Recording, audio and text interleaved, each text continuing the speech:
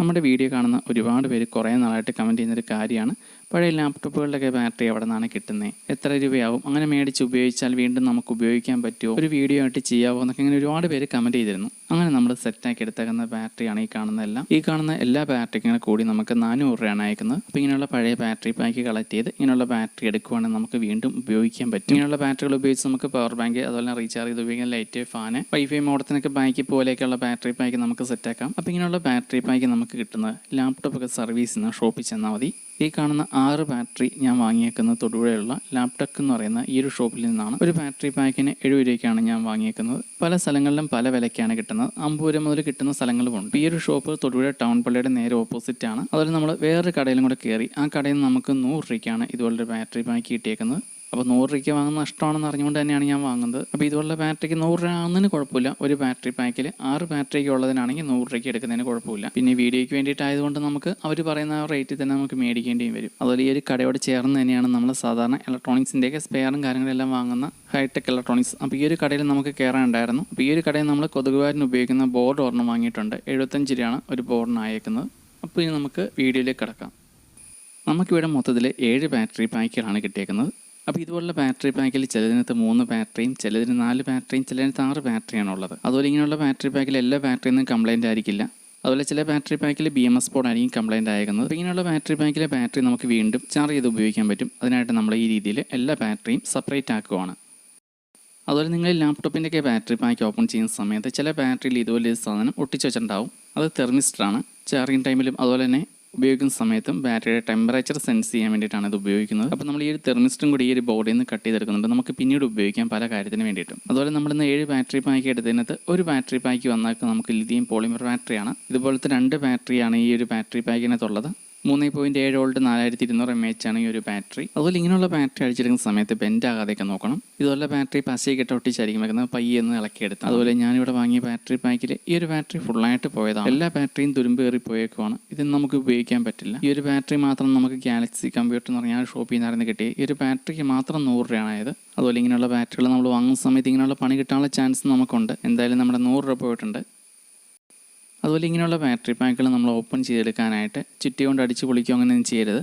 അതുപോലെ ഈ ഒരു കവർ ഇങ്ങനെ തിക്കിയെടുക്കുന്ന സമയത്ത് ഇതിൻ്റെ ഉള്ളിലേക്കൊന്നും ഒരുപാട് ഓവറായിട്ട് പ്രസ് ആകാതെ നോക്കണം. ബാറ്ററി ഡാമേജ് ആകാനും അതുപോലെ ഷോർട്ട് ആകാനുള്ള ചാൻസ് ഉണ്ട്. ഇങ്ങനെയുള്ള ബാറ്ററി പാക്കിൽ മിക്ക ബാറ്ററികൾക്കും ഇപ്പോഴും ചാർജ് ഉണ്ടാവും. അതുപോലെ ഞാനിവിടെ ഉപയോഗിക്കുന്ന ലാപ്ടോപ്പിൻ്റെ ബാറ്ററി കംപ്ലൈൻറ്റ് ആയ സമയത്ത് ഇതുപോലുള്ള ബാറ്ററി പാക്ക് ഫുള്ളായിട്ട് മാറുന്നതിന് പകരം ഇതുപോലെ ഓപ്പൺ ചെയ്തിട്ട് ഇതിനകത്തിരിക്കുന്ന ഉള്ളിലുള്ള ബാറ്ററികളെല്ലാം കംപ്ലീറ്റ് ആയിട്ട് മാറി പുതിയ ബാറ്ററി ആഡ് ചെയ്യുകയാണ് ചെയ്തത്. എനിക്കിപ്പോൾ അങ്ങനെ ചെയ്തെടുക്കാൻ ഏകദേശം 600 താഴെയാണ് ആയിട്ടുള്ളൂ. ഇപ്പോഴും ആ ബാറ്ററിക്ക് കംപ്ലൈൻറ്റ് ഒന്നും ഇല്ലാണ്ട് ഏകദേശം 3 വർഷമായിട്ട് വർക്ക് ചെയ്യുന്നുണ്ട്. എന്ന് കരുതി എല്ലാ ബാറ്ററി അങ്ങനെ ഓക്കെ ആയി കിട്ടണമെന്നില്ല. ചിലതിനകത്ത് BMS ബോർഡ് ആയിരിക്കും കംപ്ലൈൻറ്റ്. അപ്പോൾ ഇനി നമുക്കിനി ഓരോ ബാറ്ററി പാക്കും ഇതുപോലെ ഓപ്പൺ ചെയ്ത് ഓരോ സെല്ലുകളായിട്ട് നമുക്ക് സെപ്പറേറ്റ് ആക്കി എടുക്കണം. അതുപോലെ ഇങ്ങനെയുള്ള പഴയ ബാറ്ററി പാക്ക് അഴിച്ചെടുക്കുന്ന സമയത്ത് കൈമുറിയാനുള്ള ചാൻസ് ഉണ്ട്. അങ്ങനെ നമ്മൾ എല്ലാ ബാറ്ററി പാക്കുകളും അഴിച്ച് ഓരോ സെല്ലുകളായിട്ട് സെപ്പറേറ്റ് ആക്കി മാറ്റിയിട്ടുണ്ട്.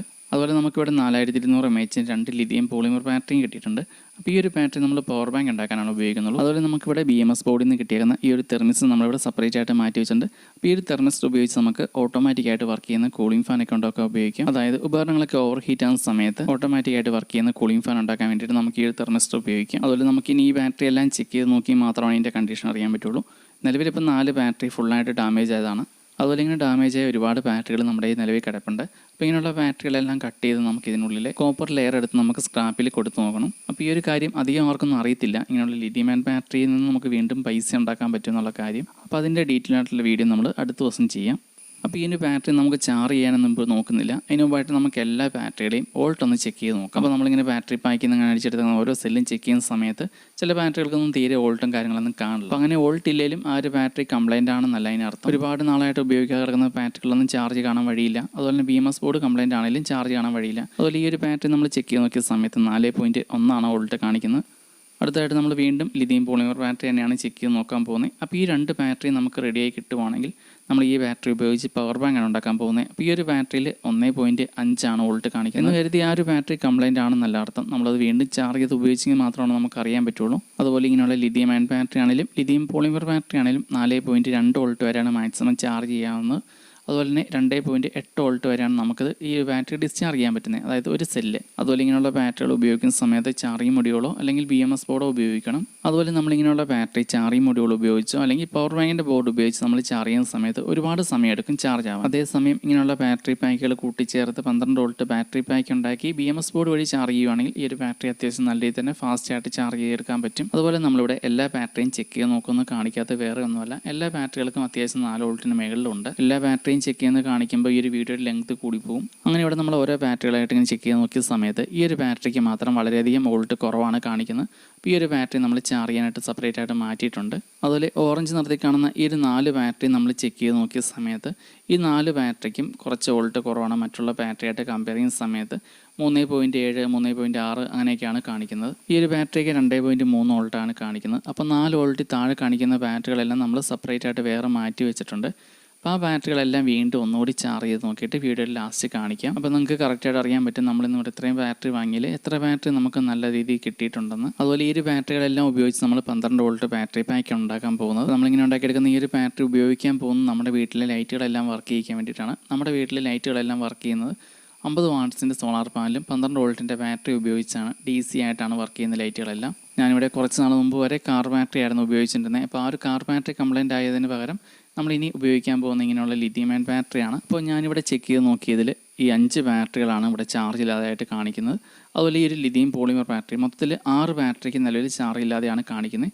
അപ്പോൾ ഈ ഒരു ബാറ്ററി എല്ലാം നമുക്കൊന്ന് വീണ്ടും ഒന്ന് ചാർജ് ചെയ്ത് നോക്കാം. അതുപോലെ ലിഥിയം അയൺ ബാറ്ററി ചാർജ് ചെയ്യാനായിട്ട് ഞാൻ ഉപയോഗിക്കുന്ന ഈ ഒരു സെറ്റപ്പിലാണ്. ഈ ഒരു ലിഥിയം അയൺ ബാറ്ററി കേസിൽ നമുക്ക് ഒരേ സമയം 2 ബാറ്ററി ആയിട്ട് നമുക്ക് ചാർജ് ചെയ്തെടുക്കാൻ പറ്റും. ചാർജ് ചെയ്യാൻ വേണ്ടിയിട്ട് നമ്മൾ പവർ ബാങ്കിൻ്റെ ബോർഡാണ് ഉപയോഗിക്കുന്നത്. അതുപോലെ ഈ ഒരു ബാറ്ററി കേസ് ഉപയോഗിക്കുന്നതുകൊണ്ട് നമുക്ക് ഓരോ ബാറ്ററിയിലും സെപ്പറേറ്റ് ആയിട്ട് വയർ സോൾഡ് ചെയ്ത് കൊടുക്കേണ്ട കാര്യമൊന്നുമില്ല. നമുക്കിങ്ങനെ ഇതിനകത്തിട്ട് നമുക്ക് ബാറ്ററി ചാർജ് ചെയ്തെടുക്കാൻ എളുപ്പമുണ്ട്. അങ്ങനെ നമ്മൾ തീരെ ചാർജില്ലാത്ത ഈ ഒരു ബാറ്ററി ചാർജിന് ഇട്ടിട്ടുണ്ട്. പവർ ബാങ്കിൻ്റെ ബോർഡിൽ മൊബൈലിൻ്റെ ചാർജർ കണക്ട് ചെയ്ത് ഈ രീതിയിലാണ് നമ്മൾ ഈ ഒരു ബാറ്ററി ചാർജ് എടുക്കാൻ പോകുന്നത്. നമ്മളിവിടെ ചാർജർ കണക്ട് ചെയ്ത സമയത്ത് പതിയെ ബാറ്ററി വോൾട്ടും അതുപോലെ ആംബിയറും കൂടി വരും. അതുപോലെ ഈ ഒരു ബാറ്ററിക്കും തീരെ ചാർജ് ഇല്ലാത്തതുകൊണ്ട് നമ്മൾ ഈ ഒരു ബാറ്ററിയിലേക്ക് പവർ ബാങ്കിൻ്റെ ബോർഡ് കണക്ട് ചെയ്തിട്ടുണ്ട്. ഈ ഒരു ബാറ്ററി നമുക്കൊന്ന് ചാർജ് ചെയ്ത് നോക്കണം. അതുപോലെ ഈ കാണുന്ന 4 ബാറ്ററി ഓറഞ്ച് നിറത്തിലുള്ള ഈ ഒരു 4 ബാറ്ററിക്കും ചാർജ് ഇല്ലായിരുന്നു. അപ്പോൾ ഈ ഒരു ബാറ്ററി നമുക്കിനി ചാർജ് ചെയ്യാനുള്ളതാണ്. അങ്ങനെ ഇപ്പോൾ ഈ 2 ബാറ്ററി നല്ല രീതിയിൽ തന്നെ ചാർജായി വരുന്നുണ്ട്. അങ്ങനെ നമ്മൾ ഈ ഒരു ബാറ്ററി നമ്മൾ ഫുൾ ചാർജ് ചെയ്തെടുത്തിട്ടുണ്ട്. അതുപോലെ നമ്മൾ ഈ ഓറഞ്ച് നിറത്തിലുള്ള ഈ ഒരു ബാറ്ററി നമ്മൾ ആദ്യം നോക്കിയ സമയത്ത് ഇതിന് 3.7 വോൾട്ടൊക്കെ ഉള്ളായിരുന്നു. ഇപ്പം കറക്റ്റായിട്ട് 4.2 വോൾട്ട് ആയിട്ടുണ്ട്. അതുപോലെ നമ്മൾ ആദ്യമേ ഈ ഒരു ബാറ്ററിയുടെ വോൾട്ട് ചെക്ക് ചെയ്ത് നോക്കിയ സമയത്ത് 0.7 ആയിരുന്നു. ഇപ്പം 3.9 വോൾട്ട് വരെ ഈ ഒരു ബാറ്ററി ചാർജ് ആയിട്ടുണ്ട്. ഈ ഒരു ബാറ്ററി പൂർണ്ണമായിട്ട് ചാർജ് ആവാൻ തുടങ്ങുന്നുണ്ട് 4.2 കാണിക്കാത്തത്. അപ്പോൾ നമുക്കിന്ന് ടോട്ടലായിട്ട് ഇത്രയും ബാറ്ററികളാണ് കിട്ടിയേക്കുന്നത്. അതുപോലെ ഈ കാണുന്നതിൽ എല്ലാ ബാറ്ററികളും അത്യാവശ്യം നല്ല രീതിയിൽ വോൾട്ടും കാര്യങ്ങളെല്ലാം കാണിക്കുന്നുണ്ടായിരുന്നു. അപ്പോൾ നമുക്ക് ഓരോ ബാറ്ററിയിലായിട്ട് ചാർജ് ചെയ്തും അതുപോലെ ഡിസ്ചാർജ് ചെയ്തും ഉപയോഗിക്കാൻ ഒരുപാട് സമയം എടുക്കുന്നതുകൊണ്ട് നമ്മൾ ഇത് 12 വോൾട്ട് ബാറ്ററി പാക്കാണ് ഉണ്ടാക്കാൻ പോകുന്നത്. ഈ ഒരു ബാറ്ററി നമ്മൾ കുറച്ച് ദിവസം ഉപയോഗിച്ച് നോക്കിയിട്ട് ഇതിൻ്റെ ഡീറ്റെയിൽ ആയിട്ടുള്ള വീഡിയോ ചെയ്യാം. അപ്പോൾ ഇങ്ങനെയുള്ള കാര്യങ്ങളോടൊക്കെ താല്പര്യമുള്ള എല്ലാവരും ഇതുപോലെ ഒന്ന് ചെയ്ത് നോക്കുക. പഴയ ലാപ്ടോപ്പുകളുടെ ബാറ്ററി കളക്ട് ചെയ്ത് അതുപോലെ മിക്കവാറും ബാറ്ററികൾ നമുക്ക് വീണ്ടും യൂസ് ചെയ്യാൻ പറ്റും. അതുപോലെ ഇങ്ങനെയുള്ള ബാറ്ററി വെച്ച് എങ്ങനെയാണ് ലിഥിയം അയൺ ബാറ്ററി പാക്ക് ഉണ്ടാക്കുന്നതിൻ്റെ വീഡിയോ നമ്മുടെ ചാനലിൽ കിടപ്പുണ്ട്. അതുപോലെ നമ്മുടെ എല്ലാ ബാറ്ററിയും വോൾട്ട് ഒന്ന് വേഗം ഒന്ന് ചെക്ക് ചെയ്ത് കാണിക്കുകയാണ്. എല്ലാ ബാറ്ററിക്കും ഏകദേശം 4 വോൾട്ടിന് മേളിലുണ്ട്. അതുപോലെ ഞാൻ ഈ ലിഥിയം അയൺ ബാറ്ററി ഉപയോഗിച്ച് ഞാൻ 12 വോൾട്ടിൻ്റെ ബാറ്ററി പാക്കാണ് ഉണ്ടാക്കാൻ പോകുന്നത്. നമ്മളിവിടെ സോളാർ പാനൽ വഴി ചാർജ് ചെയ്ത് ലൈറ്റൊക്കെ ഉപയോഗിക്കാൻ വേണ്ടിയിട്ടാണ് ഈ ഒരു ബാറ്ററി തന്നെ മേടിച്ചത്. അപ്പോൾ എല്ലാവരും ഇതുപോലുള്ള ബാറ്ററി പാക്ക് കിട്ടുമെന്ന് ട്രൈ ചെയ്ത് നോക്കുക. അതുപോലെ ഇങ്ങനെയുള്ള ലിഥിയം അയൺ ബാറ്ററിക്ക് 7 വർഷമാണ് ലൈഫ് പറയുന്നത്. 7 വർഷം വരെ നല്ല രീതിയിൽ കിട്ടും. അത് കഴിഞ്ഞും പിന്നീടും ഉപയോഗിക്കാൻ പറ്റും. അപ്പോൾ ഇത്രയും ബാറ്ററി എല്ലാം കൂടെ ഉപയോഗിച്ച് നമ്മളൊരു ബാറ്ററി പാക്ക് ഉണ്ടാക്കുകയാണെങ്കിൽ അത്യാവശ്യം നല്ല രീതിയിൽ തന്നെ പാക്ക് പെട്ടെന്ന് ബാറ്ററി ഉണ്ടാക്കിയെടുക്കാൻ പറ്റും. അതുപോലെ വൈഫൈ മോഡത്തിനൊക്കെ ഇതുപോലുള്ള ബാറ്ററി പാക്ക് ഉണ്ടാക്കി വെക്കുകയാണെങ്കിൽ വളരെ ഉപകാരപ്പെടും. അപ്പോൾ ഇനി പുതിയൊരു വീഡിയോ ആയിട്ട് വീണ്ടും കാണാം. എന്തെങ്കിലും സംശയങ്ങളോ കാര്യങ്ങളോ കമൻറ്റ് ചെയ്യുക. അതുപോലെ ഇങ്ങനെയുള്ള ബാറ്ററികൾ ചാർജ് ചെയ്യുന്ന സമയത്ത് ചാർജിങ് മൊഡ്യൂളോ അല്ലെങ്കിൽ പവർ ബാങ്കിൻ്റെ ബോർഡോ ഉപയോഗിച്ച് മാത്രം ചാർജ് ചെയ്ത് ഉപയോഗിക്കുക. അതുപോലെ ഇങ്ങനെയുള്ള ബാറ്ററി 2.8 വോൾട്ടിന് താഴേക്ക് ഡിസ്ചാർജ് ചെയ്യാതിരിക്കുക. അതുപോലെ നമ്മുടെ വാട്സപ്പ് ഗ്രൂപ്പിൻ്റെ ലിങ്ക് വീഡിയോയിൽ കൊടുത്തേക്കാം. അതുപോലെ നമുക്കിങ്ങനെ ഓരോ ബാറ്ററി പീസാക്കി എടുക്കുന്ന സമയത്ത് ചാർജ് ചെയ്യാനായിട്ട് ഓരോ ബാറ്ററിയിലും വയർ സോൾഡ് ചെയ്യുന്നതിന് പകരം ലിഥിയം അയൺ ബാറ്ററിയുടെ ബാറ്ററി കേസും കിട്ടും. ഇതിന് 30 രൂപയാണ്.